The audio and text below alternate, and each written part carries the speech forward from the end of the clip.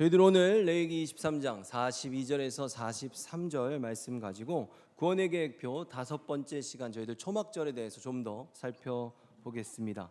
여러분, 저희들 지난 시간에도 초막절에 대해 살펴보았는데 이 초막절이 이스라엘의 7절기들, 이 7절기를 통해 하나님께서는 구원의 계획에 대해서 우리들에게 알려주신다고 했습니다. 그리고 그 구원의 계획표의 마지막 절기인 이 초막절은 그 마지막 구원의 날을 상징하고 있습니다. 그래서 이것이 마지막 그 구원의 완성을 드러내는 만큼 초막절에는 다른 절기들보다 특별한 행사들이 더 많았습니다. 그래서 그 첫 번째 행사로 저희들 지난 시간에 본 것처럼 버드나무 가지를 꺾는 행사가 있었습니다. 셈의 근원이란 의미를 가진 맞자라는 그 시냇가에서 버드나무 가지를 꺾어다가 성전 안의 마른 땅에 심으면 그 나무는 채 하루도 가지 못하고 말라 죽습니다. 그래서 그 버드나무 가지를 보면서 우리의 생명의 근원이신 하나님으로부터 원래는 함께해야 되는데 떨어져서 죄를 짓고 떨어져서 그 죄 가운데 죽어가는, 그래서 영적 사망 가운데 있는 우리들을 형상화한 모습이라고 함께 알아보았습니다.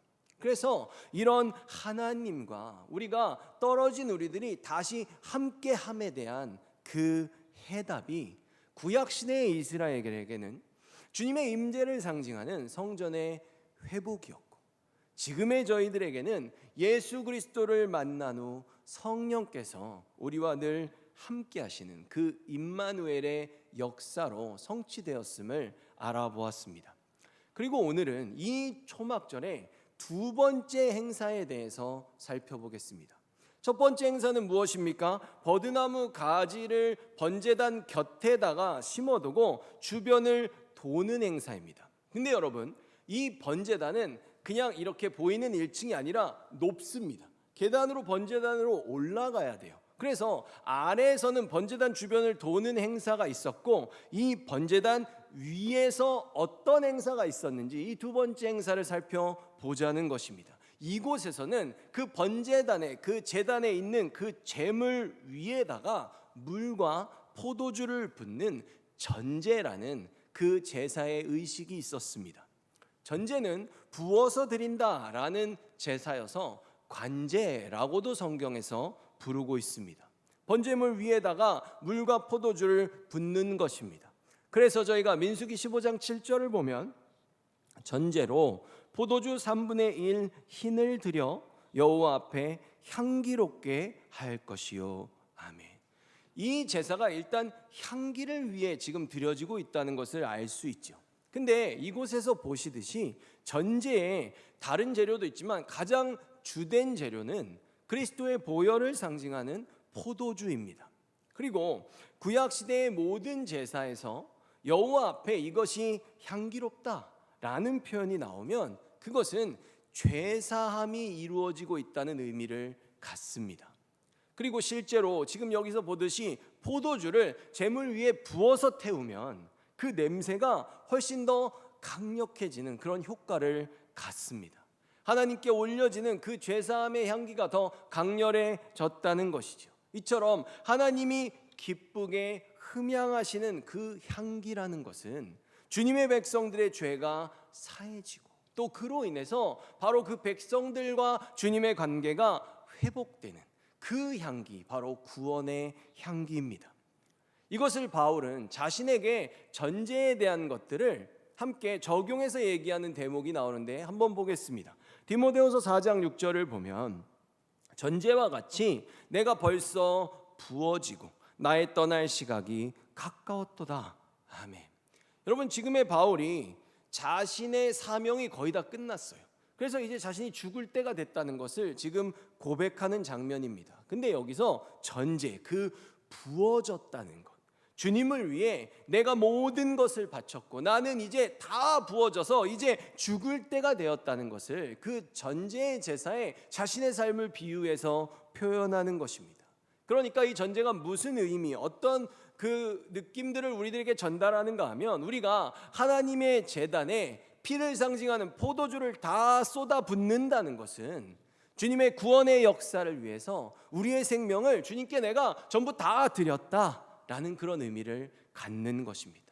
마치 예수님께서 우리들에게 당신의 생명을 다 부으셨듯이 말입니다. 근데 여러분, 이 초막절의 전제는 성전에서 드려졌던 일상의 전제들과 달랐습니다. 무엇이 달랐는가 하면 이 초막절의 전제는 포도주만 부은 것이 아니라 거기서 아주 특별하게 물을 함께 부었습니다. 근데 그러면 그냥 아무 물이나 갖다가 그냥 부은 것이 아니라 지정된 특정한 장소에서 떠온 물을 부었습니다. 이것이 초막절의 두 번째 행사의 핵심입니다. 무엇인가 하면 초막절에 시작되면 이 두 번째 행사를 위해서 대제사장이 금 주전자를 가지고 순례객들과 함께 실로암 연못으로 갑니다. 그 실로암 연못에서 물을 떠서 성전에는 워터게이트라고 하는 수문이 있습니다. 물을 가진 사람이 들어가는 문이 있어요. 그 워터게이트 쪽으로 수문 쪽으로 오면 실로암 연못에서 들고 온 그 생수를 들고 있는 대제사장들과 순례객들이 그 성전 문 앞에 도착하게 되면 성전의 찬양대가 은나팔을 힘차게 불면서 그들을 환영했습니다. 이때 어떤 찬양을 불렀는가 하면 이사야 12장 2절에서 3절 말씀의 찬양을 불렀습니다. 보라, 하나님은 나의 구원이시라. 내가 신뢰하고 두려움이 없으리니 주 여호와는 나의 힘이시며 나의 노래시며 나의 구원이심이라. 그러므로 너희가 기쁨으로 구원의 우물들에서 물을 기르리로다. 아멘. 여러분, 지금 성전 안에서 어떤 일이 벌어지고 있습니까? 번제단 아래에서 그 곁에서는 시냇가에 그 원나무에서 꺾여져 말라 죽어가는 버드나무 가지가 지금 있죠.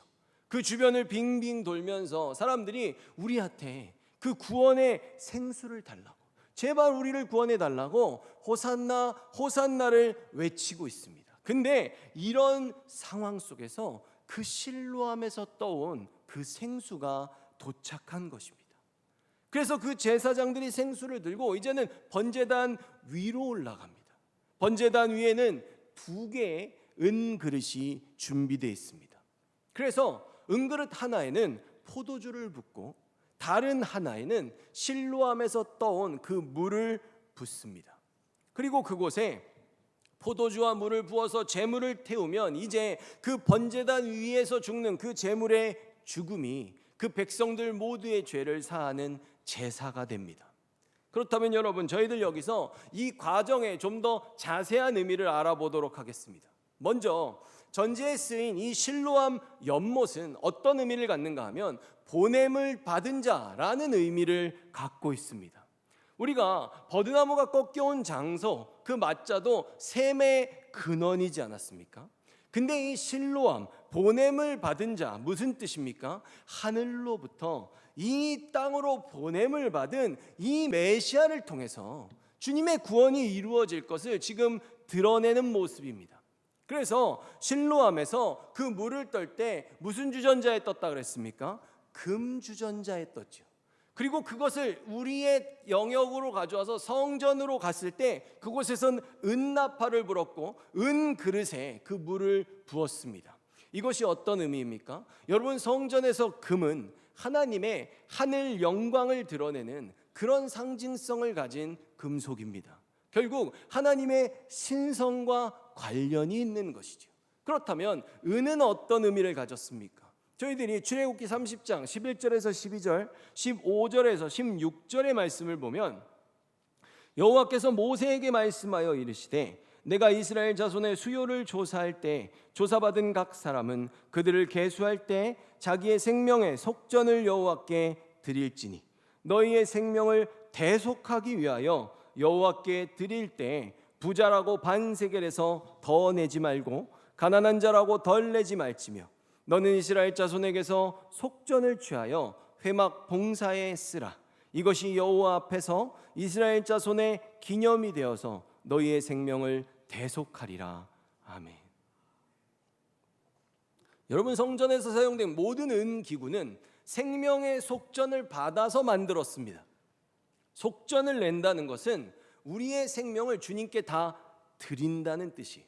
그럼 주님은 그런 그 은혜 속전이 상징하는 우리의 생명을 다 받으신 다음에 그리스도의 보혈로 우리들의 생명을 살리기 위한 죄값을 다 치르시는 것입니다. 그러므로 은을 주님의 그 피로 생명의 값을 치르신 바로 예수 그리스도의 보혈로 이루어진 구원과 관계가 깊은 금속입니다. 결국 하나님의 하늘 영광 신성을 상징하는 금 주전자에 담긴 물, 보냄을 받은 자라는 그 실로암에서 뜬 물을 갖고 은 나팔 소리가 울리는, 구원의 나팔 소리가 울리는 그 포도주와 함께 이 은 그릇에 이 물을 부었다는 것은 하늘의 높은 보좌를 버리고 이 땅으로 오셔서 그 피값으로 우리들 한 명 한 명을 구원하신 그 그리스도의 구원의 역사를 지금 그대로 재현하는 모습입니다. 마치 빌립보서 2장 6절에서 8절의 말씀을 보면 그분은 하나님과 똑같이 높은 분이셨지만 결코 높은 자리에 있기를 원하지 않으셨습니다. 오히려 높은 자리를 버리시고 낮은 곳으로 임하셨습니다. 사람의 모습으로 이 땅에 오시고 종과 같이 겸손한 모습을 취하셨습니다. 이 땅에 계신 동안 스스로 낮은 자가 되시며 하나님께 순종하셨습니다.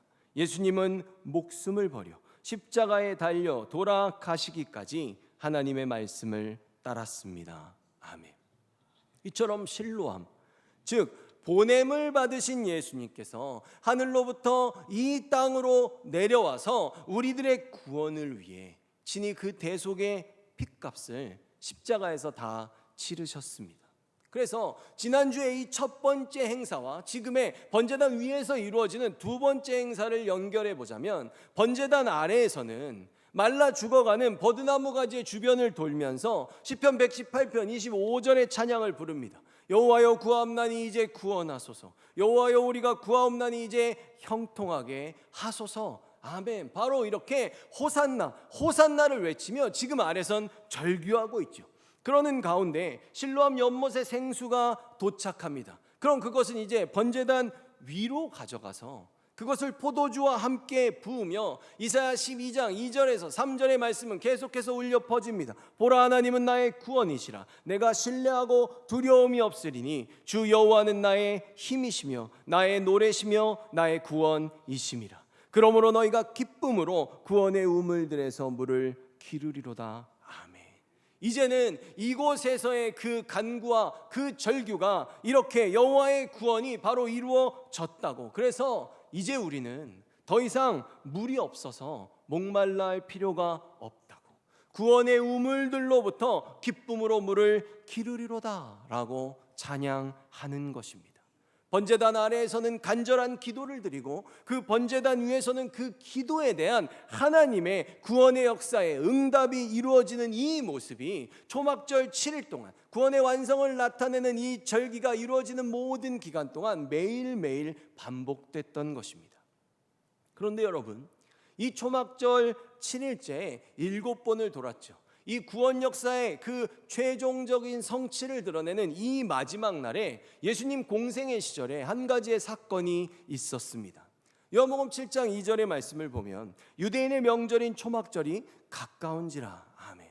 여러분, 지금 이 요한복음 7장은 이 7장을 시작하면서 이 요한복음 7장이라는 이 말씀의 시간적 배경이 초막절이라고 말하고 있습니다.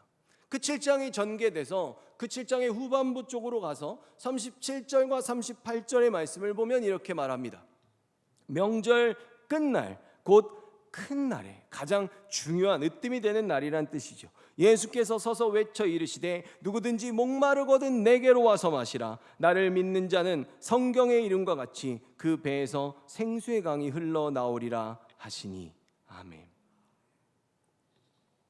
여러분, 초막절의 배경 속에서 지금 37절에 또다시 시간적 배경이 등장하고 있습니다. 뭡니까? 명절 끝날입니다. 그러니까 우리가 알고 있는 초막절 7일째 그 마지막 날을 말하고 있죠. 사람들은 지금 번제단 아래에서 호산나 호산나를 외치며 버드나무 가지 주변 7바퀴를 도는 날입니다. 동시에 그 번제단 위에서는 전제가 부어진 제물을 드리면서 구원의 우물들에서 물을 길어 우리를 구원하실 주님을 찬양하고 있습니다. 그런데 여러분, 이런 초막절 행사를 지켰던 그 유대인들, 정말로 그들이 기다린 왕은 어떤 왕이었습니까? 지금 이들이 이토록 열심히 초막절을 지켜도 막상 그들이 눈물을 흘리며 목 놓아 외친 그 구세주는 다윗 왕과 같은 절대적인 권세자였습니다. 로마의 압제를 단숨에 물리치고 그 전세를 이제 역전시켜서 오히려 자신들을 세상의 왕처럼 군림시켜 줄 수 있는 그런 메시아를 기다린 것입니다. 몇 번을 언급한 적이 있는데, 당시에 블레셋이라고 하면 이름만 들어도 벌벌 떨 만큼 강력한 군사력을 지닌 나라였습니다. 그런데 이 전 세계 역사상 이 블레셋에게 단 한 번도 패배하지 않은 유일한 왕이 바로 다윗입니다. 그만큼 다윗은 경상도만큼 작은 나라잖아요. 그런 이스라엘의 왕인데도 불구하고 감히 그 어느 누구도 넘볼 수 없는 절대적인 권세의 소유자였습니다. 물론 하나님 때문이지만 말입니다. 그래서 누가복음 7장 19절을 보면 요한이, 세례 요한입니다. 그 제자 중 둘을 불러 주께 보내어 이르되 오실 그이가 당신이오니까 우리가 다른 이를 기다리오리까 하라 하매. 아멘. 여러분, 지금 이 말씀, 세례 요한이 자기 제자들을 불러서 예수님께 보내서 질문을 하는 장면입니다. 이때 세례 요한 감옥에 갇혀 있었습니다.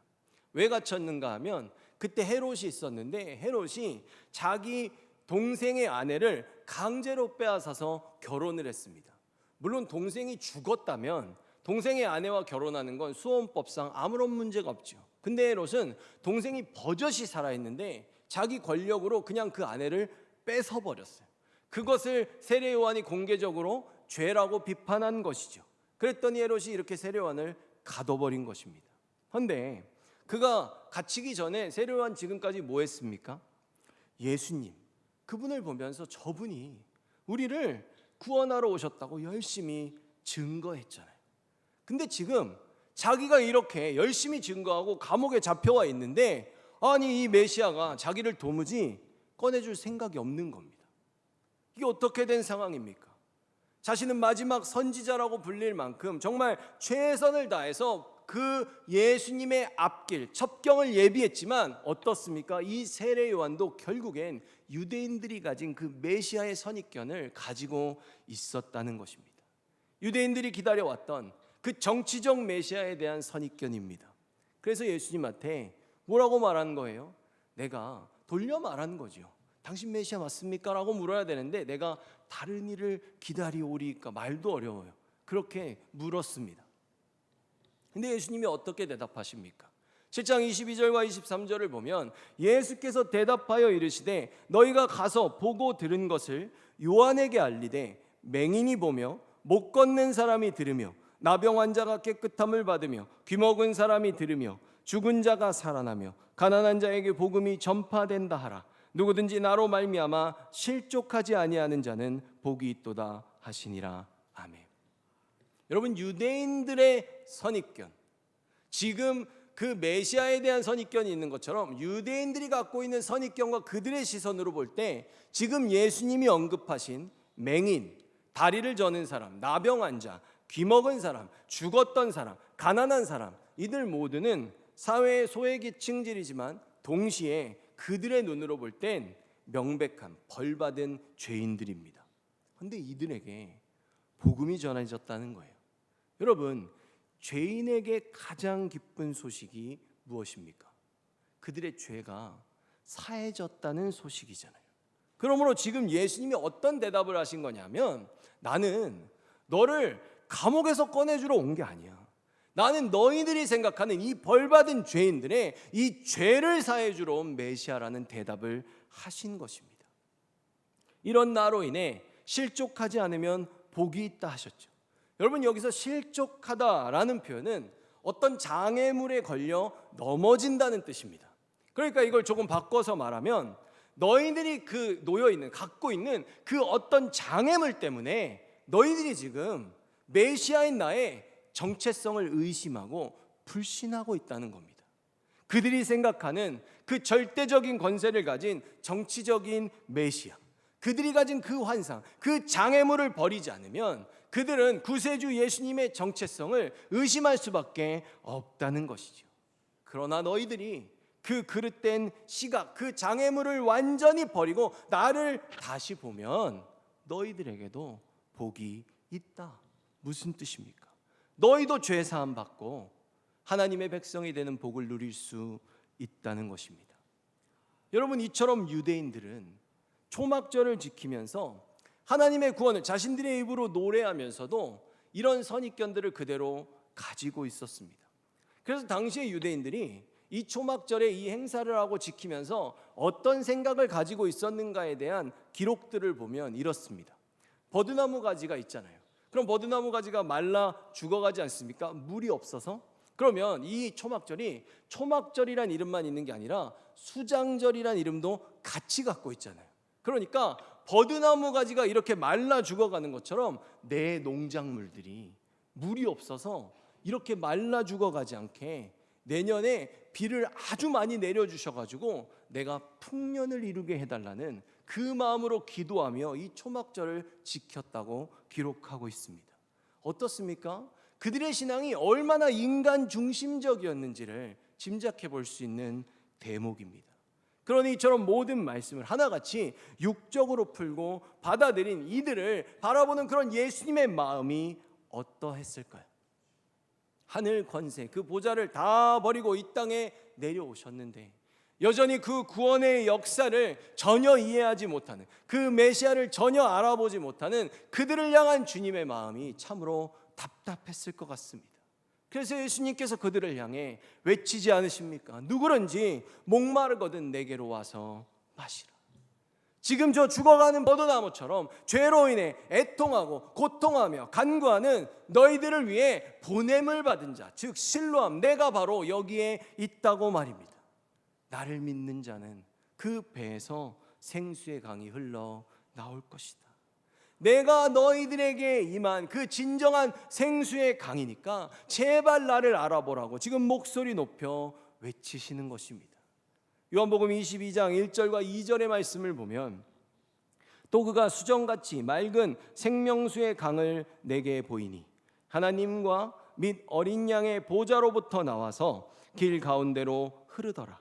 강 좌우에 생명나무가 있어 12가지 열매를 맺되 달마다 그 열매를 맺고 그 나무 잎사귀들은 만국을 치료하기 위하여 있더라. 아멘.